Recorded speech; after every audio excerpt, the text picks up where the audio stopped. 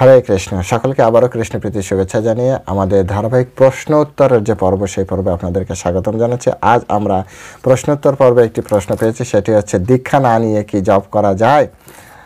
ওকে, তো সেই বিষয়ে আমরা আলোচনা করব। অত্যন্ত সুন্দর আলোচনা, শাস্ত্রসম্মত আলোচনা হবে। সকলে সাথে থাকবেন। তো চলুন শুরু করি। শুরুতে একটা ছোট্ট অনুরোধ, যারা চ্যানেলে প্রথমে এসেছেন অবশ্যই চ্যানেলটি সাবস্ক্রাইব করবেন প্লিজ। আর ভালো লাগলে আপনার বন্ধু বান্ধব, আত্মীয় স্বজন যে যেখানে আছে, দেশে বিদেশে, আপনার বিভিন্ন মিডিয়া যেগুলো বলা হয়, হোয়াটসঅ্যাপ, তারপরে আপনার যে মিডিয়াগুলো আছে, ফেসবুক আছে, সেখানে প্রত্যেকের কাছে পাঠিয়ে দিন, যাতে সকলে এই কথাগুলি শুনে উপকৃত হয় এবং ভগবানের দিব্য নাম করতে পারে। তো চলুন শুরু করি। নম ওম বিষ্ণুপাদায় কৃষ্ণ প্রেষ্ঠায় ভূতলে শ্রীমতে ভক্তিবেদান্ত স্বামিনীতি নামিনে নমস্তে সারস্বতী দেবী গৌরবাণী প্রচারিণে নির্বিশেষ শূন্যবাদী পাশ্চাত্য দেশে তারিণে বাঞ্ছা কল্পতরুর্ভশ্চ কৃপা সিন্ধু ব্যবচপতি তানাম পাবনব্য বৈষ্ণব নমো নমঃ। জয় অনন্ত কোটি বৈষ্ণববৃন্দ কি জয়, শিল প্রভুপাদ কি জয়, নিতাই গৌর সীতানাথ প্রতি প্রমানন্দে হরি বল। হরে কৃষ্ণ হরে কৃষ্ণ।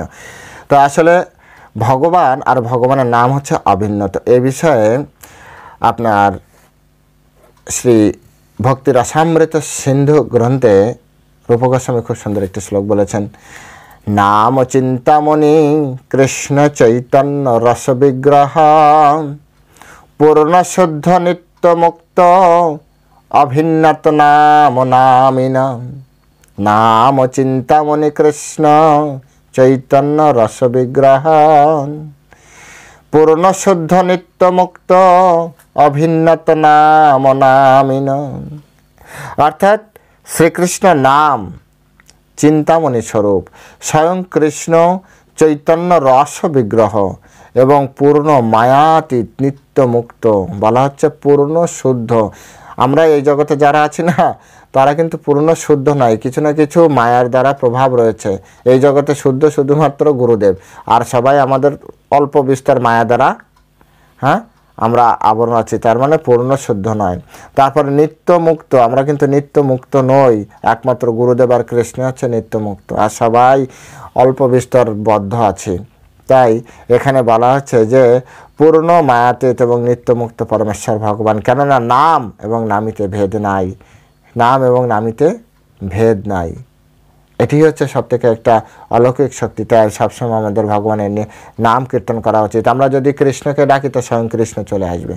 কৃষ্ণ আমার জিহ্বায় এসেছে মানে কৃষ্ণ আমার পাশে আছে। আপনি আমি দেখতে পাচ্ছি না, নামই ভগবান, নামই ভগবান ব্যক্তি। কিভাবে এটাকে একটা উদাহরণ দেওয়া যেতে পারে, যদিও উদাহরণটি আসলে ভগবানকে জানানোর জন্য এই জগতের কোনো উদাহরণই পারফেক্ট নয়, কিন্তু তথাপি এই জড়জগতে আমরা তো অল্প মেধাবী, তো আমাদের মোটামুটি একটু বোঝানোর জন্য যতটুকু আমাদের দরকার সেই অনুযায়ী একটা উদাহরণ দেওয়া যেতে পারে। ধরুন আপনি আমাকে ডাকলেন, আমি আপনার পাশে, তো এই যে ডাকলেন, নাম ধরে ডাকলেন আর আমি আপনার পাশে চলে গেলাম, তার মানে কি নাম আর আমার ভিতরে কি পার্থক্য থাকলো? পার্থক্য থাকলো না। এখন এখানে আরেকটা প্রবলেম কি, যে আপনি ধরেন দূরে আমেরিকা আছেন, আমি কি সাথে সাথে আমেরিকা চলে যেতে পারবো? এটা হচ্ছে আমার মানে মানে অক্ষমতা, কিন্তু কৃষ্ণের কাছে আবার এই ধরনের অক্ষমতা নেই। কৃষ্ণ সাথে সাথেই চলে যেতে পারে। কৃষ্ণের জন্য এইটুকু নেই, কৃষ্ণ হচ্ছে পূর্ণ, তো সেই জন্য কৃষ্ণের সব কিছু পূর্ণ। কোনো রকম না বলে কোনো শব্দ কৃষ্ণের কাছে নেই। এই জন্য কৃষ্ণ অভিন্নত নাম ও নামিন। কৃষ্ণকে ডাকলে কৃষ্ণ, আপনি ডাকার মতো ডাকলে সবাই আসবে, কৃষ্ণকে ডাকলে কৃষ্ণ আসবে না কেন? এই জন্য আমাদের সবসময় কৃষ্ণকে ডাকা উচিত। এখন প্রশ্ন ছিল কি, যে আমরা দীক্ষা না নিয়ে জপ করতে পারি কিনা। তার আগে আরেকটা বিষয় আমি এখানে খুব সুন্দরভাবে পেয়েছি, তাই আপনাকে জানাতে চাই। সেটি হচ্ছে শ্রীমদ্ ভাগবতে এই বিষয়ে খুব সুন্দর একটি আছে। কলের দোষ নিধ রাজন এক অস্তি মহান গুণ কীর্তনাথ এবং কৃষ্ণস্য মুক্ত সঙ্গ পরম ভজেত। অর্থাৎ কলিযুগে সবই প্রায় দোষযুক্ত আছে, কিন্তু তার ভিতরে হে রাজন, পরীক্ষিত মহারাজকে উদ্দেশ্য করে বলছে, হে রাজন, একটা এমন বস্তু আছে, এক অস্তি মহান গুণ, একটা এমন বস্তু আছে যেটার মহান গুণ আছে, সেটি কি? কীর্তনাথ এবং কৃষ্ণস্য, কৃষ্ণের নাম যদি আমরা কীর্তন করি, কৃষ্ণের নাম যদি আমরা কীর্তন করি, তাহলে কি হবে? মুক্ত সঙ্গ, আমরা এই সঙ্গ দোষ থেকে মুক্ত হব। অর্থাৎ জড়জগতের যে সঙ্গ, সেই সঙ্গ দোষ থেকে আমরা মুক্ত হব। তা মুক্ত হয়ে আমাদের লাভ কি? পরম ব্রজেতে, আমরা ব্রজধাম যেতে পারবো। তো সেই জন্য প্রত্যেকেরই উচিত ভগবানের নাম আমাদের জপ অবশ্যই করা, অবশ্যই যতটা সময় পান কতটা সময় করবেন। হ্যাঁ, সততম কীর্তয়ন্ত যতন্তশ্চ দূরবর্তা, সবসময় কীর্তন করা উচিত, সুযোগ পেলেই ভগবানের নাম কীর্তন করা উচিত। এটি হচ্ছে ভগবানের মুখনিসৃত বাণী, এটা ভগবদ্গীতা থেকে বলা হচ্ছে। এখন আরেকটি বিষয় পাওয়া হচ্ছে যে বৈষ্ণব চিন্তামণি নামক গ্রন্থে, সেখানে বলা হচ্ছে ন দেশ নিয়ম রাজন ন কাল নিয়ম তথা বিদ্যতে নাত্র সন্দেহ বিষ্ণুর নাময়নু কীর্তনে কালম অস্তি দানে যজ্ঞে চ স্নানে কাল অস্তি সজ্জপে বিষ্ণুর সংকীর্তনে কাল না তত্র পৃথিবীতলে ন দেশ নিয়ম না রাজন না কাল নিয়ম তথা বিদ্যতে ন যত্র সন্দেহ বিষ্ণুর নাম অনুকীর্তনে কালয়স্তি দানে যজ্ঞে চ স্নানে কালস্তি সজ্জপে বিষ্ণুর কীর্তনে সংকীর্তনে কাল না তত্র পৃথিবী তলে। হে রাজন, বিষ্ণুর নাম কীর্তন বিষয়ে কোনো দেশ কাল নিয়ম নাই, কোনো নিয়ম নেই। ন দেশ নিয়ম রাজন ন কাল ও নিয়ম তথা। আমি এখন ভারতে আছি, আমি ভারতে হরিনাম করতে পারবো। প্রভু, আমি আমেরিকায় গেলে হরিনাম করতে পারবো? ন দেশ, দেশের কোনো ভেদ নেই, আপনি যেখানে ইচ্ছা সেখানে যান না কেন হরিনাম করতে পারবেন। ন দেশ নিয়ম, কোনো নিয়ম, ন নিয়ম, কোনো নিয়ম দরকার নেই। হে রাজন, কোনো নিয়ম দরকার নেই, কোনো দেশ কাল অর্থাৎ বলেন স্থান কাল পাত্র কোনো কিছু দরকার নেই। ন কাল অর্থাৎ সময়। প্রভু, আমি সকালবেলা উঠে জপ করবো? প্রভু, রাত্রে শুতে শুতে জপ করব? যখন ইচ্ছা তখন আপনি জপ করেন, যে কোনো সময় আপনি জপ করেন, যে কোনো সময় আপনি জপ করেন, কোনো নিয়ম কানুন নেই। এটি আমাদের মাথায় রাখতে হবে, এটি একেবারে স্পষ্ট করে বলা হচ্ছে। এমনকি বলা হচ্ছে কাল ও অস্থি, কালের নিয়ম আছে। দান করার সময় আপনার তিথি নক্ষত্র কাল দেখতে হবে, সময় দেখতে হবে। যদি আপনি অসময় দান করেন সে দান ভেস্তে যাবে, আপনার কোনো লাভ নেই। আপনাকে দান করার সময় তিথি নক্ষত্রে, আমরা যে ফসফস করে টাকা দিই না, ও টাকার কোনো, আপনার এটা দান দিলাম ওটা দান দিলাম, ও আপনার কোনো কাজে আসবে না। আপনি একটা ভিখারিকে দান দিলেন, আপনি দান শিখেছেন, দান দিতে হবে, কিন্তু দান কোন সময় করতে হবে আপনার তিথি নক্ষত্র আপনি দেখেননি, আপনার ওই দানের কোনো মূল্য নেই। বলবেন কি এই জগতে যে লোকটা খেলো কোনো মূল্য নেই? আপনার দেখে সন্তুষ্টি, ওইটুক পর্যন্ত মূল্য। যে উদ্দেশ্যে দানের যে প্রভাব উপরে, যদি আপনি পারমার্থিক বিষয় চিন্তা করেন তাহলে আপনাকে তিথি নক্ষত্রের কালো দর্শন করতে হবে, অর্ধেক দর্শন করলে হবে না। বলে না অল্প বিদ্যা ভয়ঙ্করী, অল্প বিদ্যা থাকলে হবে না, ওটা ভয়ঙ্কর রেজাল্ট দেবে। যদি পারমার্থিক বিষয় চিন্তা করেন তো তিথি নক্ষত্র না বিচার করে যদি আপনি কাউকে খেতে দেন তাতে আপনার কোনো লাভ হবে না। আর আপনি যদি তিথি নক্ষত্র বিচার করে সব কিছু করেন তাহলে আপনার লাভ। আর যদি বলেন তিথি নক্ষত্র বিচার করে কি কোনো লাভ নেই, হ্যাঁ আপনার চোখে সন্তুষ্ট, এক লোক খাচ্ছে পেট ভরছে ব্যাস এই পর্যন্ত, কিন্তু পারমার্থিক কোনো লাভ হবে না। তারপর দানে যজ্ঞে, ঠিক যজ্ঞের ক্ষেত্রে একই রকম। স্নানে, স্নান করতে গেলেও আপনি যে গঙ্গা পাশে আছেন ঝুপঝুপ করে ডুব দিচ্ছেন তাতে কোনো কাজ হবে না। আপনাকে কি বলা হচ্ছে, কাল অস্থি দানে যজ্ঞে চ স্নানে, স্নানে পর্যন্ত কাল দেখতে হবে, কোন সময় কোন যোগে আপনি স্নান করবেন। গঙ্গা আছে আর যে ঘ্যাস ঘ্যাস করে সাঁতার করবেন আর অমনি গঙ্গার ফল পেয়ে যাবেন, না হবে না। আপনাকে স্নান করার আগে কাল দেখতে হবে সব কিছু। যেমন স্কুলে পড়াশোনা করানো হয়, এটা তো সত্য, সবাই জানেন তো, স্কুলে পড়াশোনা করা হয়, কিন্তু প্রত্যেকটা স্কুলের একটা টাইম মেনটেন থাকে, প্রত্যেকটা স্কুলের ভিতরে আবার ক্লাসের টাইম মেনটেন থাকে। আপনি ধরেন ম্যাথমেটিক্সের ক্লাসে আপনার যাওয়ার খুব ইচ্ছা, অন্য ক্লাসগুলো আপনার জন্য ইম্পর্টেন্ট নেই, ধরুন জাস্ট এবার ম্যাথমেটিক্সের ক্লাস শুরু হচ্ছে 10টা থেকে 10:45 চলবে। এবার কোনো কারণে আপনি 10:45 আগে আপনি ঢুকতে পারলেন, আপনি 11টার সময় ঢুকলেন, তো আপনি কি ম্যাথমেটিক্সের ক্লাস পাবেন না? আপনার জন্য টিচার সবাইকে নিয়ে বসে থাকবে, ওটার টাইম তো চলেই গেল, আর টাইম কখনো কারোর জন্য বসে থাকে না। তাই কোনো ঘটনার এই জড়জাগতিক কোনো কিছুর জন্য আপনাকে টাইম মেনটেন করতে হবে, আর টাইম আমার আপনার ইচ্ছা না। যেমন স্কুলের যে রুটিন, স্কুলের যে ক্লাস রুটিন, হ্যাঁ সে ক্লাস রুটিন আমার আপনার ইচ্ছা না, প্রিন্সিপাল নিয়ন্ত্রণ করে, স্কুলের হেড টিচার নিয়ন্ত্রণ করে। একইভাবে এই জড়জাগতিক তিথি নক্ষত্র ভগবান এবং ভগবানের আধিকারিক বৃন্দ যারা আছে সপ্তঋষিরা, ওনারা থেকে নিয়ন্ত্রণ করেন, দেবতারা নিয়ন্ত্রণ করেন, ওনারা যে রুলস দেবে সেই রুলসের ভিতরে থেকে আপনাকে কাজটি করতে হবে। আপনি গেলেই কাজ হবে না, আপনি যতই চেষ্টা করেন কোনো কাজ হবে না, এখানে সেই জিনিসটা বোঝাচ্ছে। ন স্নানে, তারপরে কি ন অষ্টি জপে, জপের ক্ষেত্রে এরকম আপনাকে কাল দেখতে হবে। যেই জন্য বলা হয় যে মঙ্গলারতির পরে অর্থাৎ ব্রহ্ম মুহূর্তে জপ করলে সব থেকে বেশি উপকার হয়, আর হচ্ছে সন্ধ্যাকালে জপ করলে সব থেকে বেশি লাভ হয়। এই দুটি সময় মানুষের জন্য খুব ইম্পর্টেন্ট সময়, এক হচ্ছে ব্রহ্ম মুহূর্ত আর এক হচ্ছে সন্ধ্যাকাল। এই জন্য আমাদের দুটি সময় দেখবেন ইম্পর্টেন্ট আরতি হয়, অর্থাৎ এই দুটি সময় ভগবানের সাথে যুক্ত থাকার চেষ্টা করতে হয়। সারাদিন বা সারা রাত আপনি যেভাবে যা করছেন ঠিক আছে, কিন্তু এই দুটি সময় অন্তত ভগবানকে দিন, তাতে লাভ হবে। আর এতেই সকলের উপকার, এতেই হচ্ছে প্রত্যেকটা মানুষের উপকার আছে। কিন্তু যে বিষ্ণু নাম সংকীর্তনে কালো না তত্র পৃথিবী তলে কোনো কাল নেই, কোনো কালাদের বিচার নেই। হ্যাঁ, এখানে বলছে একটা জিনিস আমি বলে দিই, যে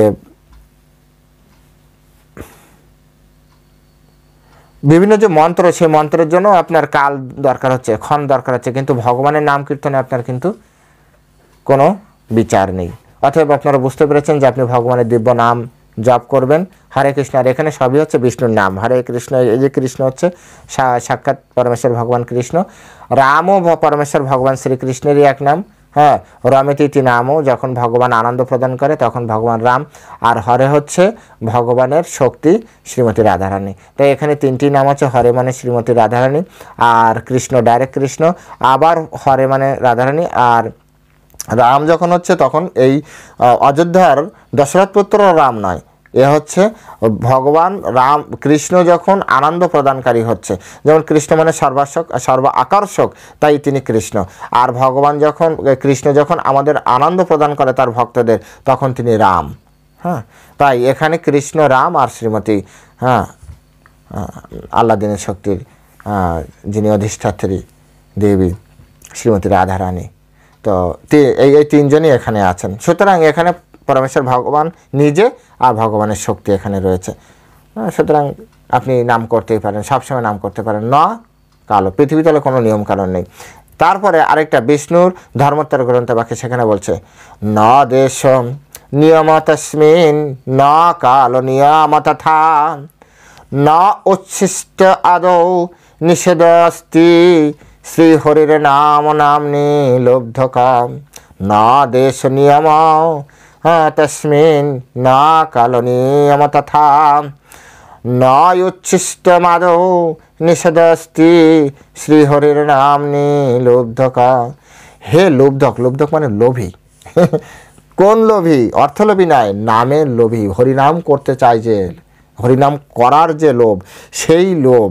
হ্যাঁ, হরির নাম যে করতে চাই, হে লোভধক, শ্রী হরিনাম কীর্তনের বিষয়ে দেশ কাল নিয়ম নাই, এবং উচ্ছিষ্ট মুখে কিংবা কোনো প্রকার অশুচি অবস্থাতেও বিধিনিষেধ নেই।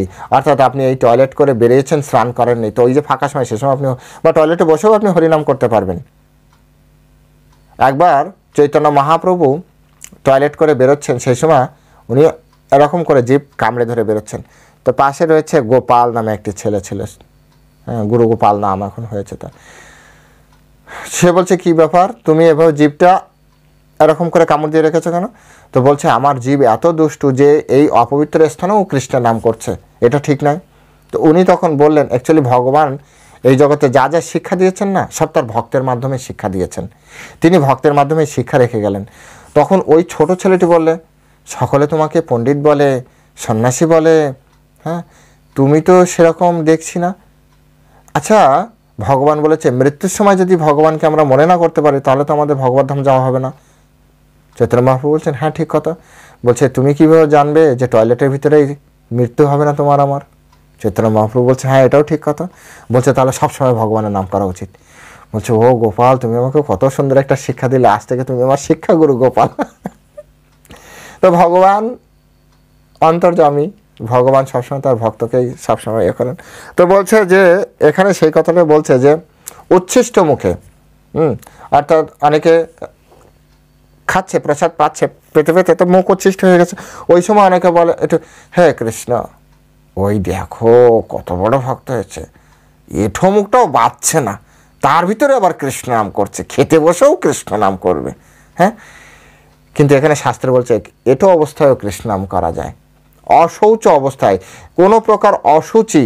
অনেকে বলে না, প্রভু আমাদের কাছে প্রায় ফোন আসে, আপনারাই তো করেন, তো আপনারাও জানেন প্রভু আমাদের পরিবারে একজন লোক বেড়েছে, মানে জন্মগ্রহণ করেছে, তো অশৌচ দশা, আমরা কি ভগবানের নাম কীর্তন করব? কেন করবেন না? এই যে লেখা আছে, সব কিছুতে আপনি করবেন। বা কেউ একজন মারা গিয়েছে, হ্যাঁ, দেহান্তার হয়েছে, প্রভু এখন অশৌচ দশা চলছে, হরিনাম করা যাবে? যাবে, কোনো রকম নেই। এখানে বলছে কোনো প্রকার অসুচি অবস্থাতেও নিষেধ নেই, কৃষ্ণ নামে নিষেধ নেই। অন্য কোনো বৈদিক মন্ত্র পাঠে অবশ্যই নিষেধ আছে, সেখানে আপনি এগুলো করতে পারবেন না।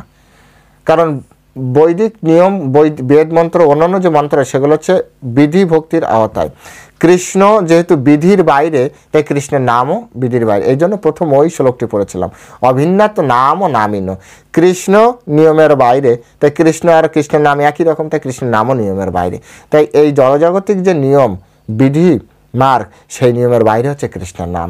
তাই কৃষ্ণের নামের জন্য, হ্যাঁ, তাহলে আপনি কি অশৌচ অবস্থায় ভগবান বিগ্রহের সেবা করতে পারবেন না? সেখানে আপনাকে শুদ্ধতার দরকার হবে, কিন্তু নামে, ভগবানের নামে সেটার আবার দরকার হবে না। হ্যাঁ, একটা মজার সিদ্ধান্ত এটি।